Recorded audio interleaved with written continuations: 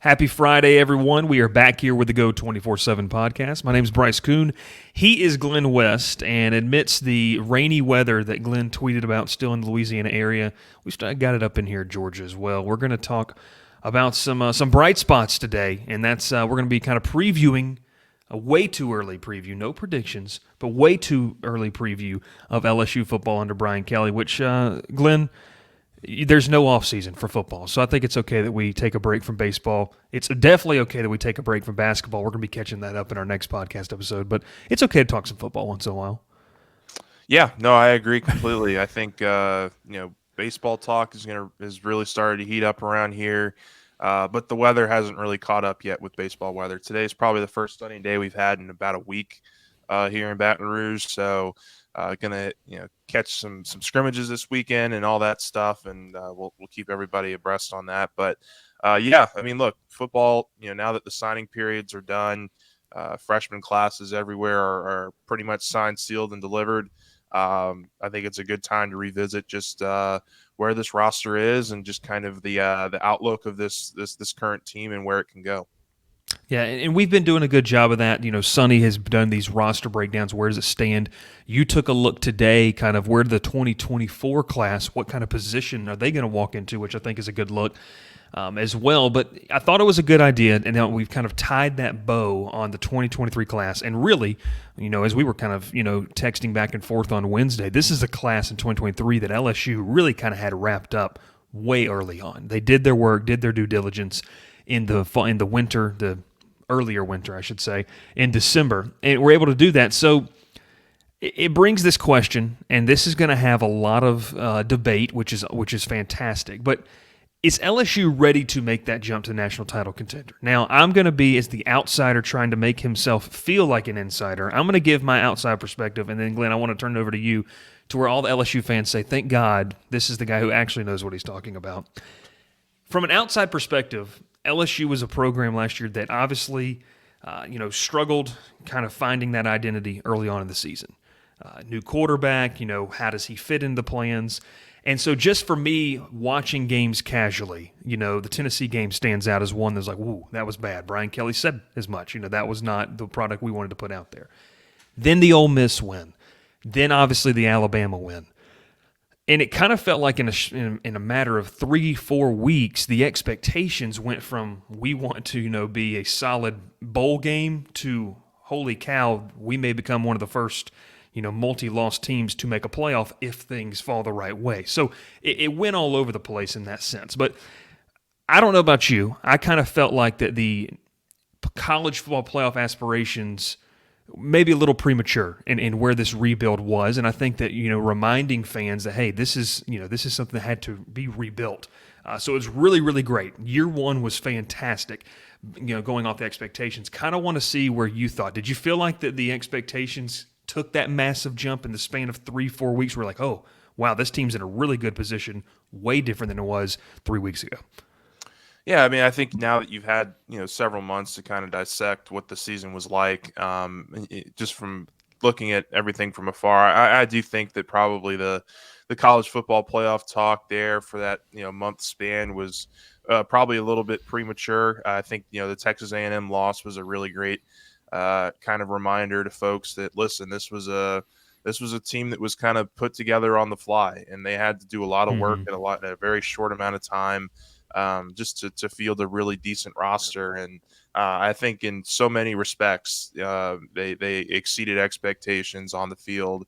Even with that, 5-game win streak there was just a lot of positivity I think that you could take, at the end of the season out of this group. And, that you were always going to have to beat Georgia. And even if you had beaten A&M in that game, I think everybody looking from a distance now could see that Georgia was clearly the best team in college football last year, and that it would have taken a really spectacular performance for LSU to stay close in that one, and heighten the effect that Jayden Daniels is essentially playing on one ankle, and you kind of lose him halfway through that game. So, I think there are some good things to take away from last season, and so, kind of what you look at now is kind of how do you retool this roster, and how do you move forward and look at the newcomers and how you establish them into the foundation that you built in year one. Because I think really at the end of the day, what LSU did better than anything else on the field was build that culture and build that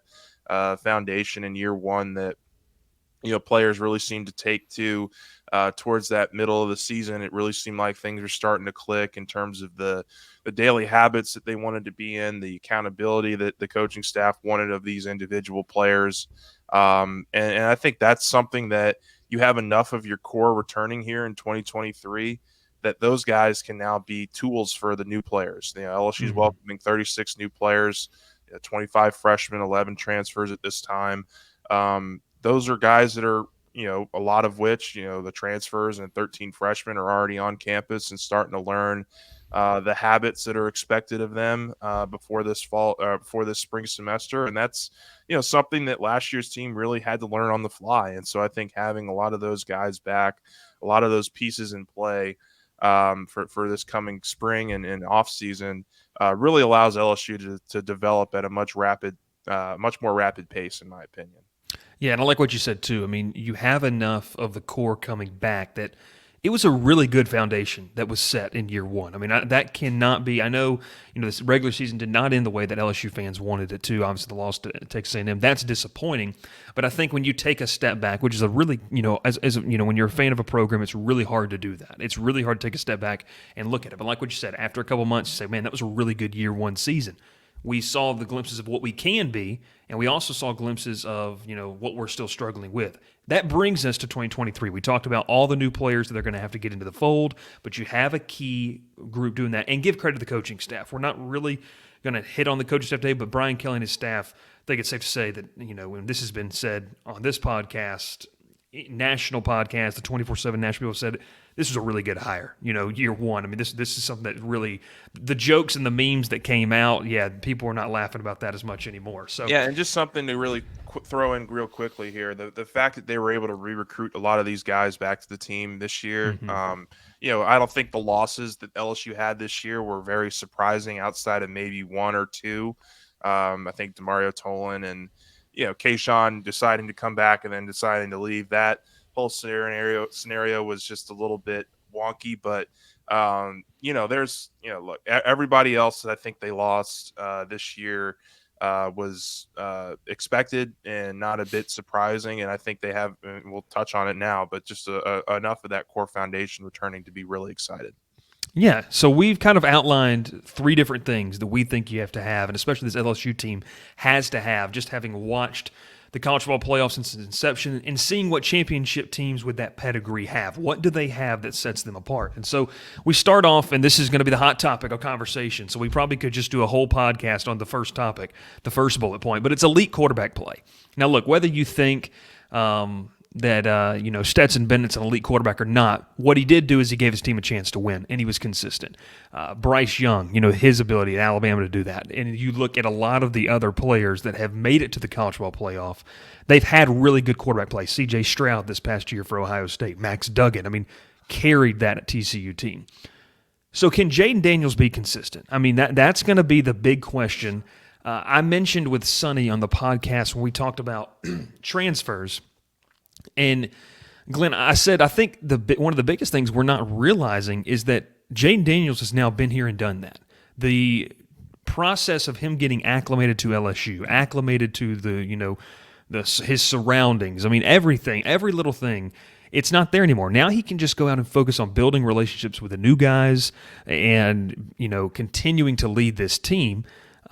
Glenn, I think that's one of the kind of the maybe, I don't know, undertold stories so far of the offseason that LSU fans may not realize, but can that lead to Jayden Daniels being more consistent? How can he do that? You watched him play all season. What does it take for him to be more consistent? Yeah, I think having another offseason with these weapons is going to be extremely beneficial to Jayden this offseason. I think last year, you came into a situation where there were three other guys wanting to get equal reps with these players, with these weapons, receivers, running backs, and whatnot. You just don't get that one-on-one attention, on a daily basis that I think he's going to get this year. And so the fact that you now have a year of him starting, kind of knowing who he trusts. I think Malik Neighbors, Mason Taylor are a couple of guys that you could tell he built some strong rapport with in terms of the passing game. But he's got to elevate that. He's got to take it to Mm-hmm. another level. He's got to get more guys consistently involved. Brian Thomas is going to be a really big key, I think, to this receiving group this year. You could throw in Aaron Anderson, the Alabama transfer, and they have a whole host of freshman talent, and Kyron Lacey's a veteran player returning. So there's a lot of options here, and I think the biggest thing here now is that LSU really goes in to this year with two quarterbacks that it feels really good about instead of four. I think the one-on-one attention, the amount of reps they're going to be able to get with those receivers, with those weapons, is really going to be extremely beneficial. And I know I've said that word already, but the offseason is really going to be about what kind of work those guys get in terms of building that chemistry out even more. You saw moments last year, flashes of real connectivity, I think, with this offense. And then you had games like Arkansas where it looked like they just couldn't have a pulse. And so Mm-hmm. you need to be able to eliminate that, kind of drive it more towards the middle while also staying consistent in the games that you played well in. And look, I think Jayden would be the first to tell you he needs to be a little bit more aggressive. I think that's been a really popular kind of theme out there, was that he just didn't take enough shots last year. And I tend to agree with that. I think he probably should have taken a little bit bigger looks and been a little bit more aggressive in spots with his arm. But this is a guy who also, I think kind of weighs the decision of whether or not to release a 55-yard bomb, and when you could have a 12-yard, 13-yard first down run, and he likes to do that instead. And so this is a very an electric athlete. He's a guy that I think is going to certainly be one of the biggest playmakers in all of college football next year. I think that's probably one of the reasons that he's returning, because he notices that he's going to be one of the favorites, I think, in the SEC to be competing for offensive player of the week in, week out, and all the accolades that come with him being a second year starter in this program. And that athleticism is just really, I mean, we talked about it a lot during the season last year, but just going back and watching the film, I mean, he's just so hard to bring down. If you get him in open space, he is so fast, and can really run past even secondary guys. I mean, he's just that electric of an athlete, and I think that's something he has to continue to lean into, because it's such a dynamic part of his game. But certainly, I think finding some middle ground, which I think you saw in those middle, 4 or 5 games there with the wins over Alabama and Ole Miss and Florida, you saw him take those chances with his legs, but also with his arm. And I think that's what he needs to do on a more consistent basis next year as the full-time starter again. Yeah, and one thing I've seen trending around is his progressions and his reads. I mean, being more comfortable with that, which goes right into what you were talking about. I mean, just the comfortability aspect of not having to get on campus. And Sonny made the joke about this: learn where your classes are, learn where this is, know where to go for this. I mean, that it really is a difference that I think sometimes media, even in fans, we don't always think about. And so him having that ability and the relationships, his relationship with the offensive coaching staff, that's huge. Now he's more comfortable, to walk in and like you said, have that one-on-one opportunity to say, hey, coach, this play in practice, I went here, show me what I need to do. I mean, look, Jayden he's a veteran of the college game. I mean, he understands what it takes. So can Daniels be consistent enough? I think the question or the answer is yes. I think that he can make that jump. He's got, I mean, Glenn, we know this. It's not a talent issue at all. No. In my opinion, at all. It's not a talent issue. No, and people want to, I've seen we have some very passionate, posts on our board when it comes to quarterback talk, and people talk about, him being a 4-year starter and then just not being a whole lot of room for improvement, because you've seen him so much, and how much he started and how what his game is. And I think the answer to that, or the rebuttal to that, is, well, he's only been a starter in the SEC for 1 year, and so he only has 1 year of experience at playing at this level. I mean, he's played some Division I college football, out in the Pac-12, and it's just not the SEC. And so I think it was an adjustment period for him, just like it's been for every quarterback that's come through this conference. in recent memory. This conference has always been built on stellar athletes playing defense, and the recruiting in this conference is just at a different level than it is anywhere else. And so I think it was certainly an adjustment period for him this first year, and I think that there are things that he can learn from that first year that he can carry into this year as a second year starter in the SEC. And so I'm excited to see what Jayden can do this off season, see how much work he's getting in with these guys between now and spring, how that looks coming back with him and Garrett kind of going.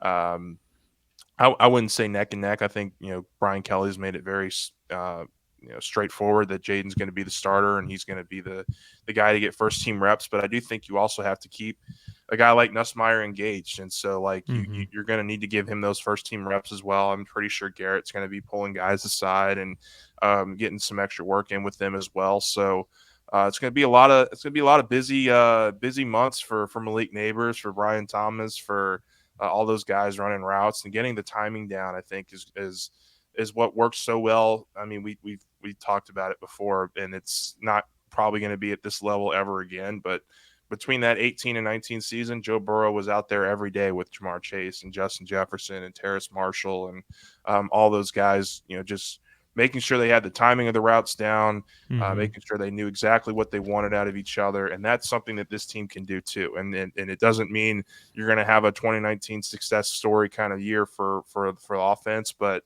it does mean that you can be more consistent, and it means you can be have more trust in where those players are going to be, and knowing where I put the ball, those guys are going to be able to go up and make a play. Yeah, so that's question number one. If LSU wants to make the jump to national title contender, then Jayden Daniels has to be more consistent. They have to have elite quarterback play.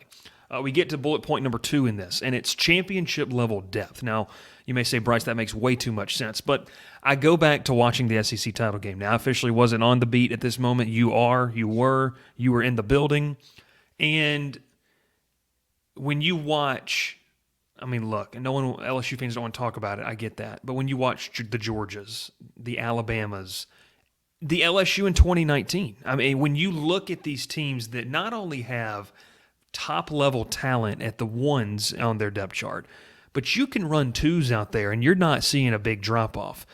You can have a defensive line, Glenn, that you can rotate 5, 6 guys in, and there's not a massive drop-off. That's what you have to have, in my opinion, in today's day and age of college football to be a national title contender.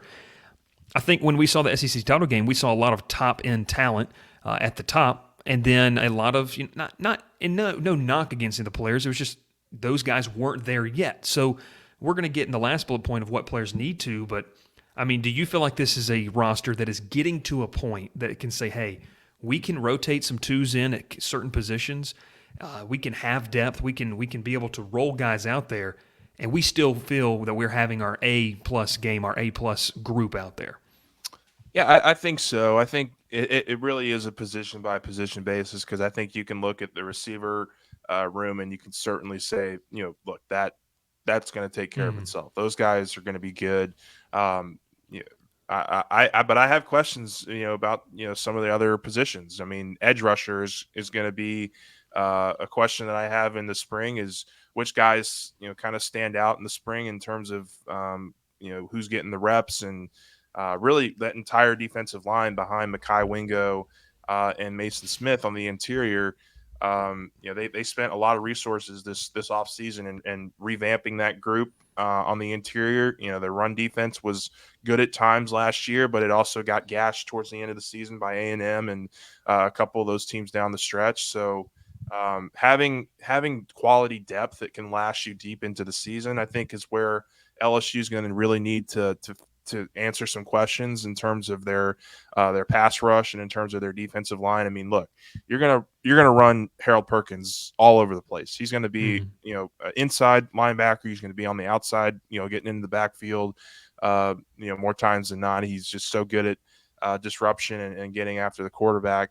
But who starts next to him in those situations? And so I'm going to have some questions about that in the spring, and who's going to be getting those early looks. Some of these guys are freshmen that aren't even on campus yet that are going to be getting some looks in that regard. I'm not sure if Deshaun Womack, I can't remember if he's one of the 13 guys that's on campus already, but that's a guy that I'm looking at, kind Yeah. of come fall as a freshman that could see early playing time, and he actually is. He's a spring enrollee, so he's already getting that work in with the program. So he's a guy that could certainly see being in that group, being in that number.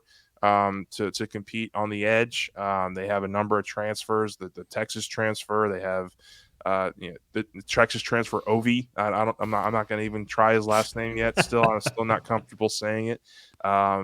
But he's going to get some looks. Braden Swanson from Oregon is going to get some Hmm. looks.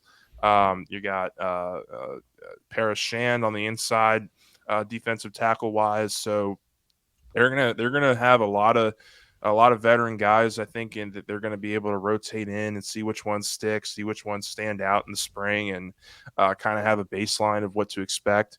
Another area that's going to be a big question is the secondary. How quickly can those guys come together? This was a secondary that was put together last year very quickly. Because of the talent that they lost, and they kind of had to revamp it again. I mean, you see it with the number of transfers and freshmen that they've signed this year. They have I want to say they have close to 10 new cornerbacks in this room between Hmm. transfers and freshmen. And so that's going to be a lot to kind of decipher and kind of pick and weed out which guys you can really trust. And I think talent level wise, this is a group that can certainly return to kind of that elite DBU form. I think you're looking at Denver Harris, who has a lot of potential. Zy Alexander is a guy that I'm really excited about, a 6'3" corner that they got out of Southeastern, who was getting looks from everybody. I mean, Alabama was in on him, and he just wanted to come home. So that was really good for him to stay in Louisiana. And they have a lot of guys that I think they're going to be able to trot out there in the secondary. So those are probably the two biggest position groups, secondary and defensive line, that I'll head into the spring having a lot of question marks for. But yeah, I mean, there's certainly a few more. I think running back, is certainly a question. You got all the talent, you got all the bodies, in there back in this room with Josh Williams and John Emery and all those players. But it was kind of up and down for the running game last year Hmm. for LSU, and you want to see some more explosive opportunities open up for them, and I think how they handle that offensively is going to be really important as well. It's going to be important because we talk about depth, and it can't just be bodies, especially at this level in the SEC. I think that you see in certain games where LSU, and you watching college football, where if you just have bodies, you're going to get exposed, especially by better teams. So not only is it guys like the DB room is one that stood out to me. I mean, we don't know what the quality of depth is right there right now. We see the star rankings. We see what the high school tape is. We see what coaches at the previous schools. But guys like J.K. Johnson, guys like Deuce Chestnut. I mean, Chestnut was a really good player his freshman year. Zy Alexander. But what does it look like when they step on the field at LSU, where, like you alluded to earlier, with the same thing with Jayden Daniels, it's going to take a step up a notch. I mean, you're playing NFL level talent week in and week out. So that's going to be interesting to see. And then that linebacker position. I mean, how does Omar Spates fit in? He's a Yeah. veteran guy, was a really high performer in the Pac 12. I mean, he did really good. That jump, what does it look like for him to take that jump? Right there. So depth is not only just transfers, it's not only just recruits like a Deshaun Womack that I'm with you in that camp. I mean, you watch the kid's film. He's one of the few kids, Glenn, that I think you could look at and say this kid could probably play. Like if they played tomorrow, he could be in the rotation somewhere on the field against an SEC opponent. But it's also, when we take a look at depth, it's what guys on the roster need to step up. So you watched them all last season. If you had to just cherry pick maybe two, three guys, new names that or positions you mentioned a little bit earlier, who needs to step up to make it feel better about a depth? Who's a guy that could lead that position group or something like that that Yeah. maybe wasn't there last year? Yeah, so I feel we touched on the position groups pretty well in the last topic, but just I do want to also mention just real quick, offensive line is Mm-hmm. another one. I know you returned 4 or 5 starters. Garrett Dellinger certainly seems like he could seamlessly fit in as a fifth starter. You got to see what you got with Zalance Hurd, but there's just so many rave reviews coming out about him that he could eventually secure a starting spot. But I think you brought up a good point, is that uh, bodies break down throughout the course of a football season. And so having those quality backups, the Marlon Martinez's of the world, the Bordelons,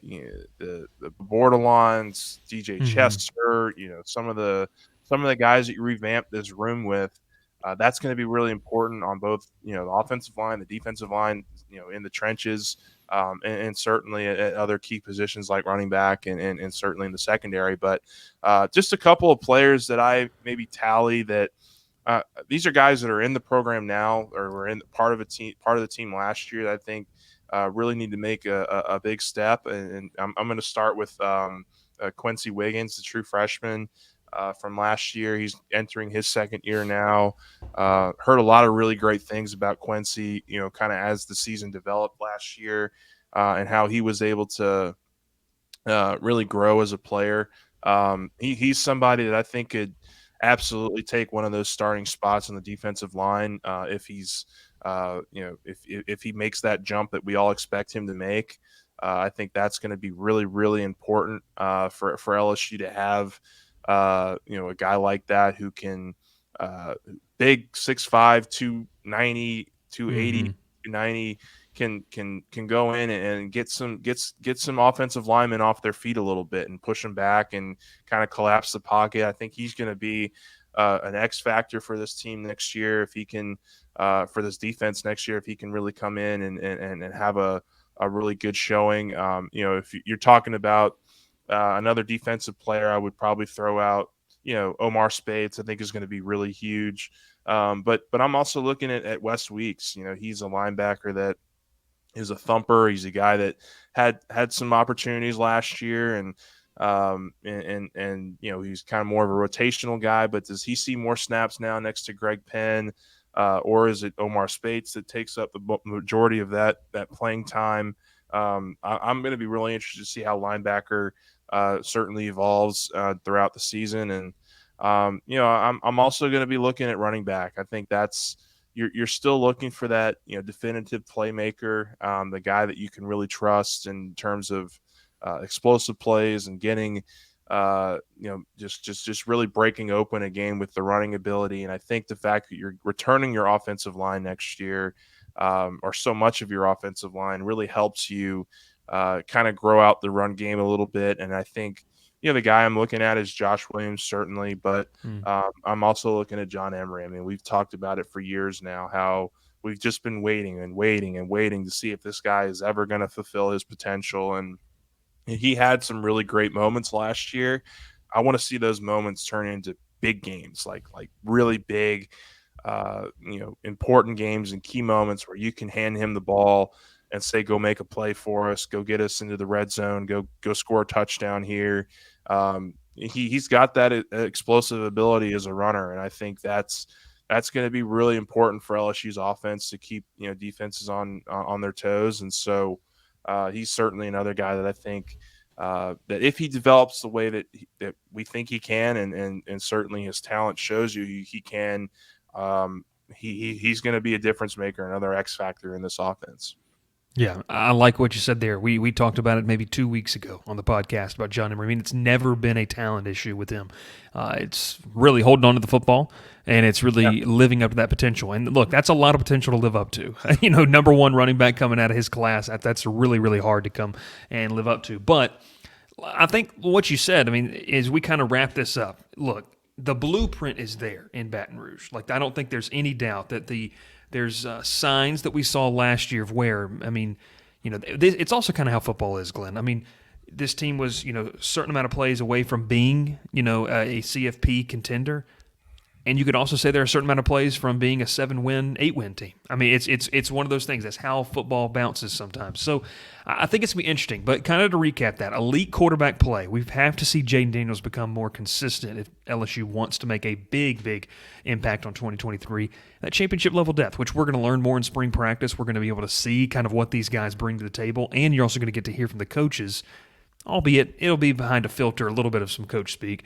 But you'll be able to kind of hear their thoughts on some of these new guys. How do they fit in the position?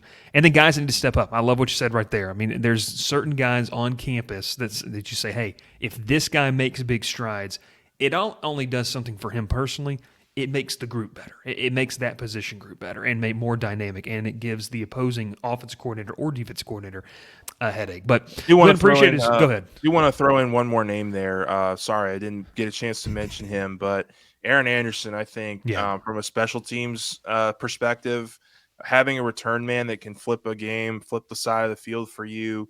We didn't know what that was like last year at LSU. I mean, it got to a point 3 weeks into the season where we were just hoping the guy would make the fair catch and LSU's offense would be able to come out on the field. So having a guy like Anderson, who is such a change of pace runner, a guy who I think can do some extremely dangerous things in the return game, that will help this group as well immensely. And then he's going to be a great slot option for Jayden Daniels as well, a guy you can use in a variety of ways offensively. Just had to mention him because he's a newcomer, but he's a guy that I think is going to fit pretty seamlessly into this program. Yeah, and we're not even talking about him as a receiver in that sense. I mean, his ceiling as a receiver is really high, but obviously in the special teams, which, Glenn, I could only imagine if I'd go back and I remember watching, I mean, I'll bring it up, week 1, and I'm just sitting there casual, college football fan. I could only imagine the reaction when you see the special teams gaffes, and then week 2, week 3, week 4. That's going to be a welcome sight to have a guy back there that not only is going to catch the ball, but can make a couple people miss along the way. One of the great things about last year was watching Malik Neighbors overcome that week 1 where he muffed 2 punts and turned into a 1,000-yard receiver and probably the best weapon LSU had last year. And so that was really encouraging to see from a guy like Malik Neighbors, who was able to shrug that off, and now he's going to be in the All-SEC, All-American conversation heading into next year. So that was really impressive. Yeah, a lot of potential. It's going to be a lot of fun to watch. This has been a way too early, because I'm telling you, it's way too early. It's February. Way too early look at kind of what would it take? What would the blueprint be for LSU to make a run to the college football playoff? He is Glen West. I am Bryce Koon. We encourage you to subscribe to the channel, hit the like button, and comment down below, because we know you're going to have comments about the quarterback battle. That is something that has just been ingrained so far. And if you're over on the boards, make sure to hit the YouTube link, watch it on YouTube, and hit subscribe, because we want you to be a part of this podcast as well. Well, Glenn, I appreciate it, man. It sounds like we're going to be talking some basketball in the next episode. So we've warned you. We've forewarned. We'll have a tale. It'll be what? Good news, and then we'll talk about Kim Mulkey's program. We're not going to just talk about the men's. We're going to talk about the women's. We're going to get Dylan on here, talk about an undefeated season, because that's what you really want to hear. You don't want to hear me talk about men's for 20 minutes and have nothing really positive to say. Yeah, it's been a rough season. We're laughing so we don't cry. There we go. That's how it is. That's a great way to put it, man. All I know is that Glenn's not making me do the 3-hour drive to Athens on Valentine's to go watch the game. So I did ask about the 6-hour drive to South Carolina for the women's game, though. You did ask about that. We didn't. I don't think we're going to pull the trigger on that one either. Sounds good. That's Glen West. I'm Bryce Koon. Thanks so much for tuning in. If you're listening on Spotify, Apple, anywhere where you get audio podcasts, make sure to subscribe there as well. And once again on the YouTube, like, subscribe, and comment down below. We'll see you next time on the Go 24/7 podcast.